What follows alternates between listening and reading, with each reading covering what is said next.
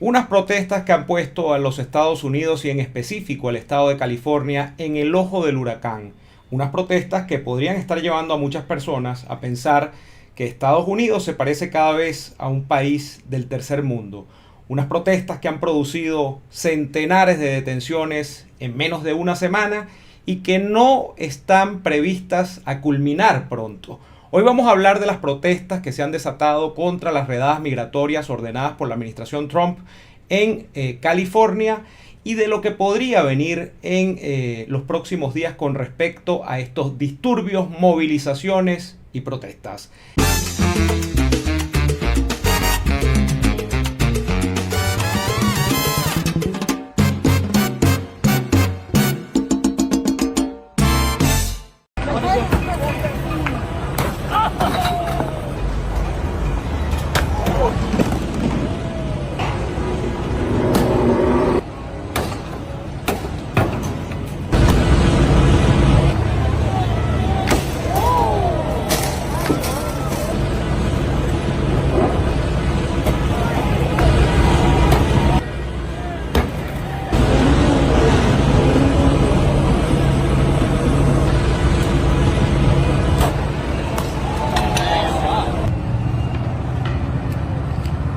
Bienvenidos nuevamente al canal, bienvenidos sean todos otra vez por acá. Como siempre les digo, es un enorme gusto que me acompañen, es un enorme gusto que le den like a este video, que se suscriban al canal, que activen notificaciones y que por supuesto, si rebosan bondad, si además quieren apoyar con mayor pasión lo que estoy haciendo a través de este canal y mis contenidos, pueden hacerlo suscribiéndose a mi cuenta en Patreon, patreon.com/neoadolfo, y también aportando a través del enlace que dejo en la descripción y que permite hacer aportes a nuestra cuenta en PayPal para sostener las operaciones de este canal, que como ustedes saben es independiente y que pues se financia y se promueve con el trabajo de este que está acá, Neomar Hernández, que les saluda nuevamente.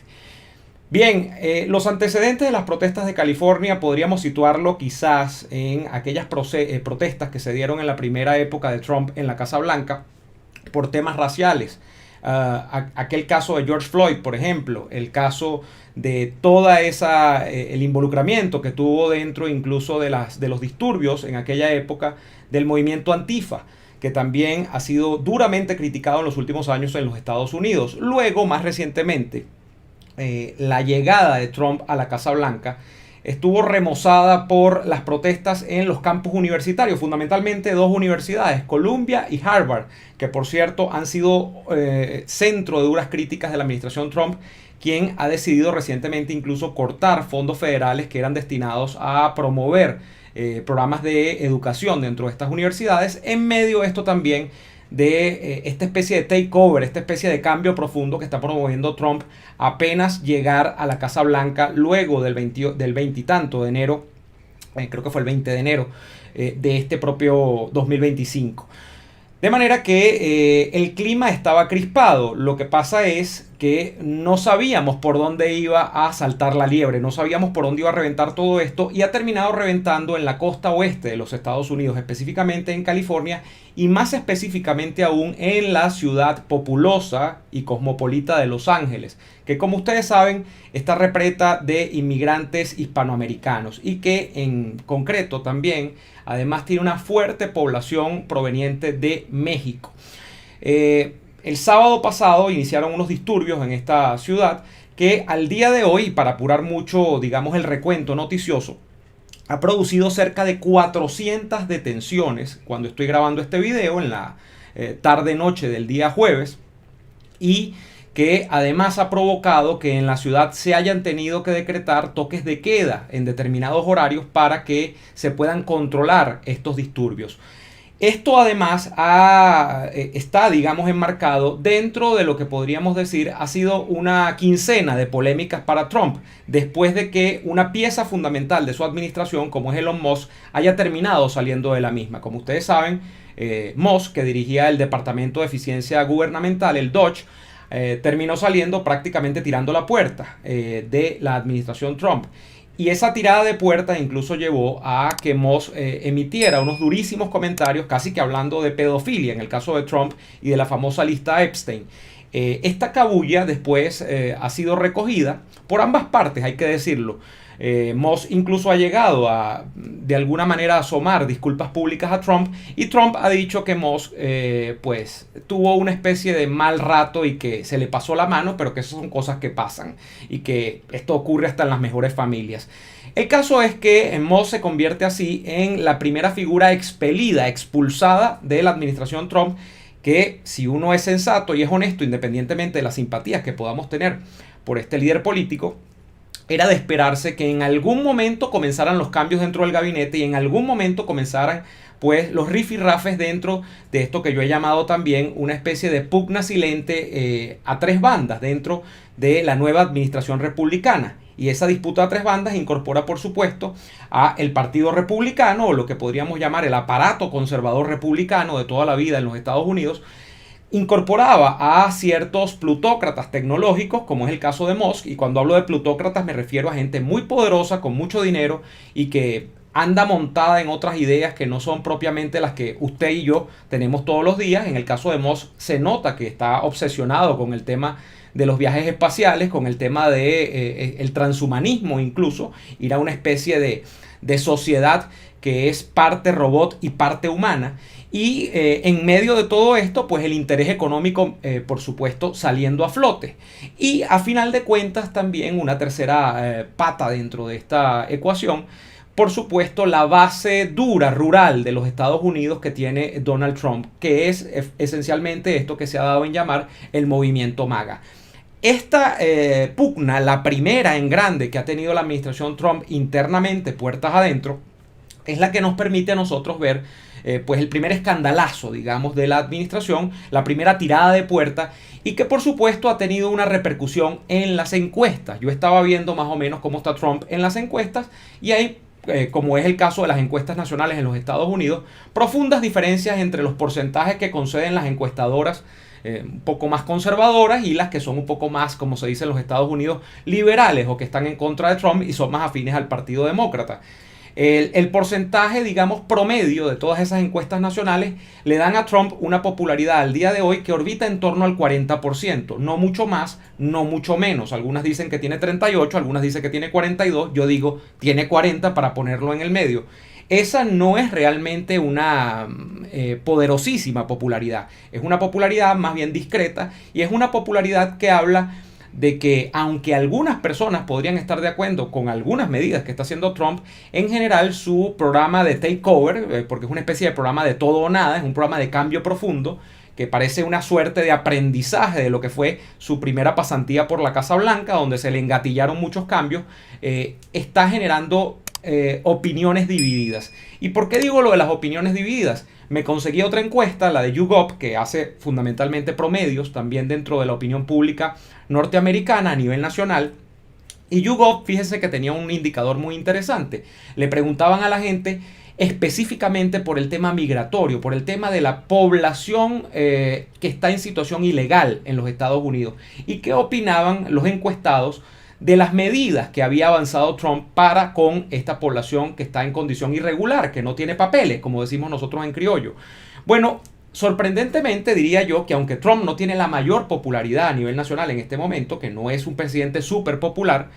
tenía un buen índice de popularidad respecto a sus medidas migratorias. Cuando le preguntaban a la gente, esta encuesta de YouGov decía: el 54% más o menos de los estadounidenses están a favor de que Trump aplique medidas contra la inmigración ilegal en los Estados Unidos, y había aproximadamente un 46% en contra. Sin embargo, cuando le preguntaban a la gente, esto era previo a las protestas de la ciudad de Los Ángeles, cuando le preguntaban a la gente, creo que hicieron la segunda parte después, sobre la modalidad que está empleando Trump, la forma en la que está empleándose Trump a fondo para combatir la inmigración ilegal, la cosa no era igual. O sea, la gente decía: sí, estamos a favor de que se luche contra la inmigración ilegal, pero definitivamente no estamos 100% de acuerdo con todo lo que está haciendo Trump con respecto a estas deportaciones masivas y todo este encofrado de cosas, ¿no? En específico, 46% solamente decía que estaba a favor de las medidas tal cual Trump las estaba implementando. Y aquí yo creo que van a venir cambios, aquí van a venir situaciones y van a venir ajustes dentro de esa política migratoria que no estamos viendo todavía, pero que en los próximos días podrían estarse desplegando.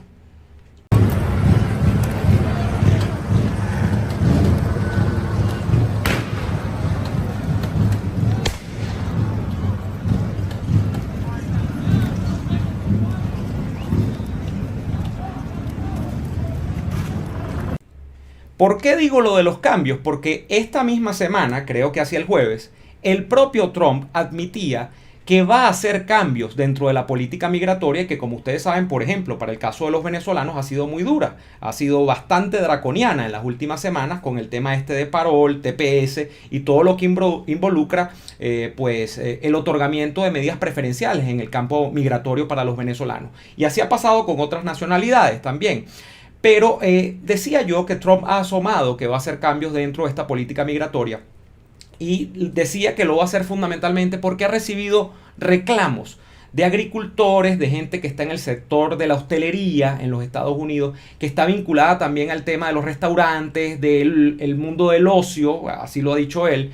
y que le han dicho que quizás se le está pasando la mano, que no están tan de acuerdo con estas redadas masivas que está haciendo ICE en buena parte de los Estados Unidos y que tampoco están de acuerdo con la manera indiscriminada como se está buscando deportar a todos los ilegales en los Estados Unidos. El propio Trump admitía que estas personas que son estadounidenses de pura cepa y que pagan impuestos y que además, por supuesto, que están de acuerdo con él, se le habían acercado y le habían dicho: mire, señor Donald, mire, señor Trump, nos está afectando profundamente esta política y estamos perdiendo a una fuerza de trabajo que es honesta, que es, valga la redundancia, trabajadora, que es gente muy decente, que tiene mucho tiempo en el país echándole pichón, como decimos nosotros en criollo en Venezuela, y que, caramba, es una verdadera lástima que estén pagando justo por pecadores y se los estén llevando detenidos, que los estén confinando en estos centros que han sido tan criticados también. Y el propio Trump decía: habrá cambios. De manera que es posible pensar que incluso una política como esta, en el caso de Trump, que ha sido tan draconiana, podría experimentar algunas modificaciones de cara a las próximas semanas porque la realidad se impone. Pero,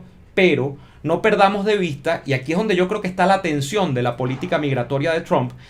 que este discurso anti-inmigración ilegal y este tema de las deportaciones masivas fueron una de las principales promesas de campaña del hoy presidente republicano o del hoy presidente MAGA, porque Trump, uno no puede decir ni siquiera que es estrictamente un republicano, sino que, bueno, es una fuerza de la naturaleza considerada en sí misma, ¿no? En este caso, habría que ver cómo va a ser ese trabajo de balanceo, ese trabajo de trapecismo, de equilibrismo, Donald Trump, para mantener satisfecha a la base MAGA que pide deportaciones masivas y a la vez congeniar esto con un Estados Unidos que definitivamente, aunque no lo quiera admitir, requiere en alguna medida la mano de obra barata del inmigrante que es ilegal y que en algún momento, por todas estas vías que había procurado en general la administración de gobierno de los Estados Unidos, terminaba accediendo a algún grado de legalidad migratoria.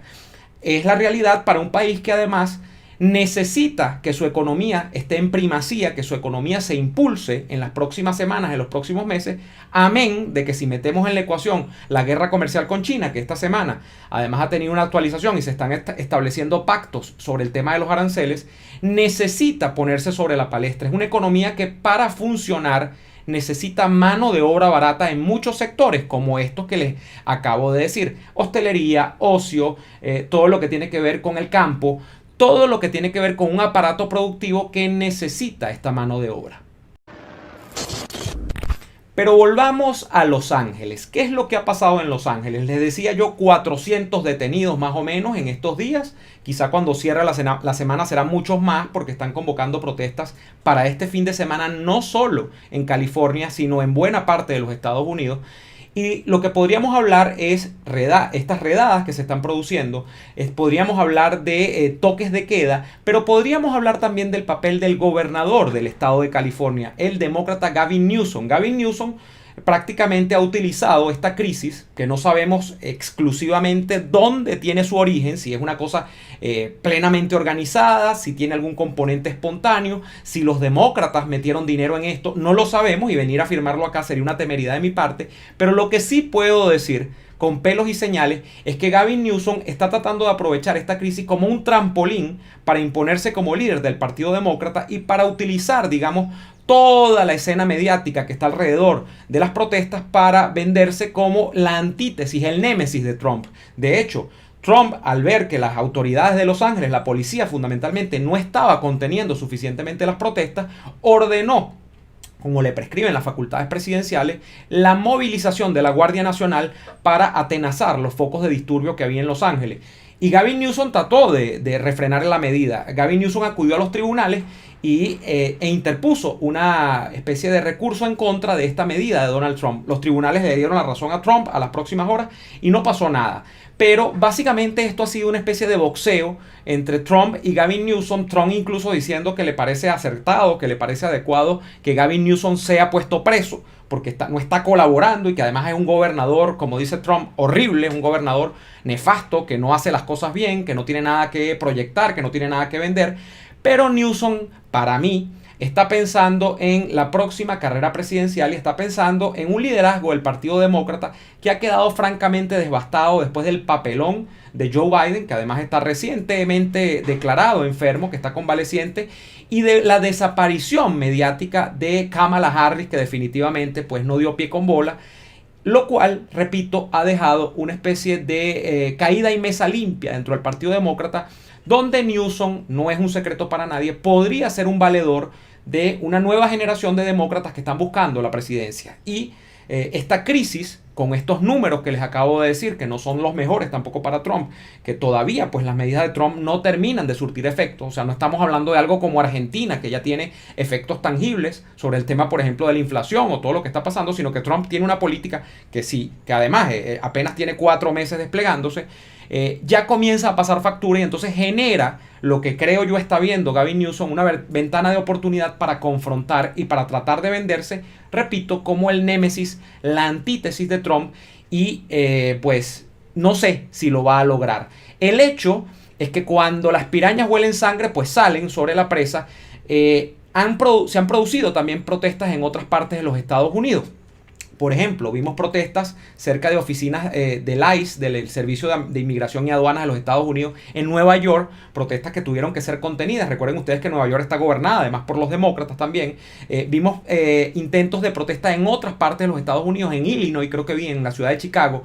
Y hay gente que ha picado adelante, porque también hay unos escarceos de protesta, por ejemplo, en un estado que tiene muchísimos problemas con inmigración ilegal porque está pegado de México, que es Texas, que es un estado súper republicano y que tiene un gobernador súper línea dura contra la inmigración ilegal, que es Greg Abbott. Greg Abbott ha picado adelante y dijo, no,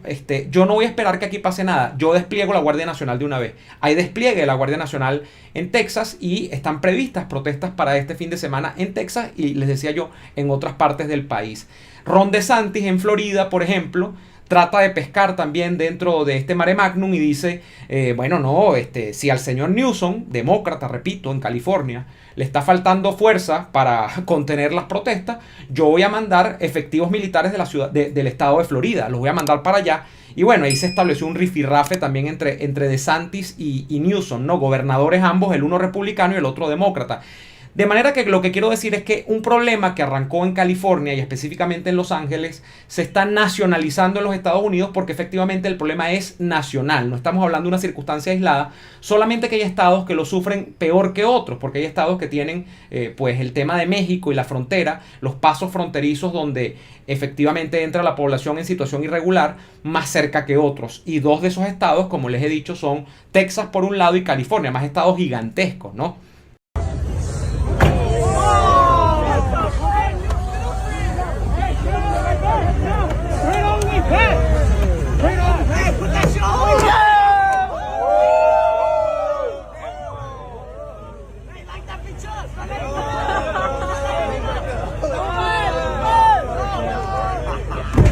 Oh shit! What the fuck?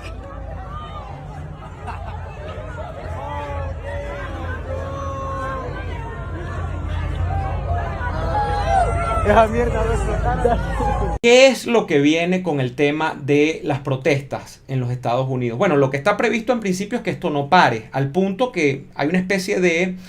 descentralización de la protesta y se está pretendiendo que el fin de semana, que las autoridades además están muy alertas con todo lo que está ocurriendo, haya protestas en los 50 y tantos estados de los Estados Unidos.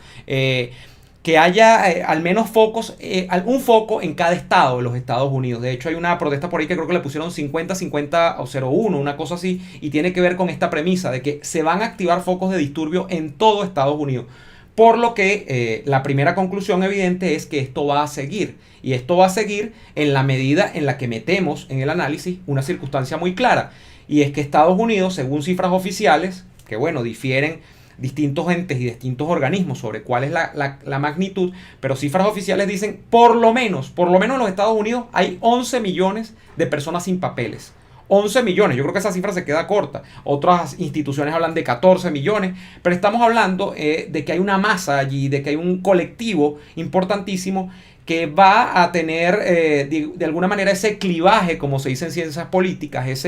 ese punto de tensión siempre abierto, y que eso le va a tocar lidiar con ello a cualquier administración. Solo que Trump además tiene el agravante o tiene la particularidad de que llegó a la presidencia con la principal promesa de campaña, o con una de sus principales promesas de campaña, siendo este tema de deportaciones masivas. De eso no se hablaba antes, incluso si los demócratas lo hacían, que probablemente lo hicieron en la era Biden, en la era Obama y todo esto, no lo mercadeaban como algo, digamos, de campaña, sino que lo hacían un poco sotoboche, un poco sin divulgarlo tanto en los medios de comunicación masivos, ¿no? Entonces, el problema va a persistir. El problema probablemente va a tener semanas en las que todavía esté allí el foco de protesta, y va a persistir en la medida en que además aquí estamos, no lo perdamos de vista,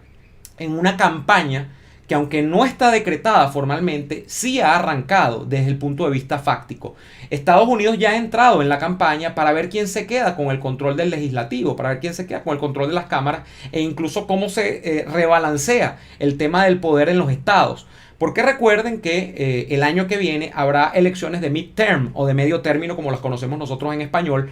que definirán la composición del Senado y definirán la composición también de algunas gobernaciones de estado. Con lo que se establece por tradición estadounidense que esas elecciones serán en alguna medida el referendo aprobatorio o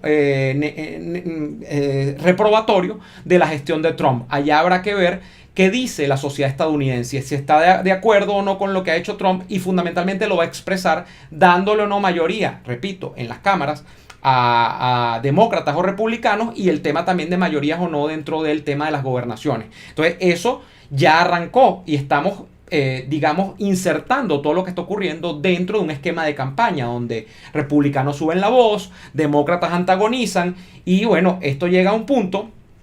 en el que incluso se incorporan actores internacionales. Fíjense que la administración Trump ha dicho, no, en esto está metida la propia Claudia Sheinbaum. La propia Claudia Sheinbaum, la presidenta de México, ha instigado las protestas, lo dijo Kristi Noem, la secretaria de Homeland Security. Estamos hablando de que entonces ya esto se convierte efectivamente en un issue de campaña. Si te ha gustado este video, si te parece interesante la recopilación de información que he traído para ti el día de hoy, te agradezco sobremanera que te suscribas a este canal, que actives notificaciones y que por supuesto me dejes un comentario. Si además quieres rebosar esa solidaridad, si quieres apoyar aún más este canal, pues bienvenida tu suscripción a nuestra cuenta en Patreon, y también bienvenidas las colaboraciones a nuestra cuenta en PayPal, que está el link en el enlace de la descripción de este video. Yo te mando un fortísimo abrazo, te pido que te quedes en sintonía y al pendiente de los contenidos que voy a estar subiendo acá en el canal. Y bueno, no me queda más que decirte que hasta pronto y nos vemos en la próxima. Hasta entonces. HGSE es la gente que sabe de arquitectura en España y Europa, conformada por una dupla venezolano-española que te ofrece la mejor y más amplia gama de servicios en el área arquitectónica. Desde la planificación inicial, diseño, proyecto, trámites administrativos, hasta la dirección y gestión de todo lo necesario para ejecutar tu obra, desde cero o remodelaciones. Dale vida y alma a tus espacios con HGSE Arquitectos y hágase tu proyecto realidad. Hoy quiero hablarte del Centro de Contactología MIDA. el centro de salud visual que tienes que visitar desde ya. Servicio de óptica, cristales y monturas que se ajustan a todos los presupuestos. Pero además, el Centro de Contactología Mida es uno de los pocos lugares en Caracas especializado en la aplicación de lentes de contacto de acuerdo a los requerimientos específicos de cada paciente. El personal más calificado y los mejores precios del mercado en el área de la salud visual solo los consigues en el Centro de Contactología Mida. Visítalos en Chacao, Avenida José Félix Sosa de Bellocampo, diagonal al Centro Comercial Sambil. Centro de Contactología Mida, especialistas en hacerte ver más y mejor.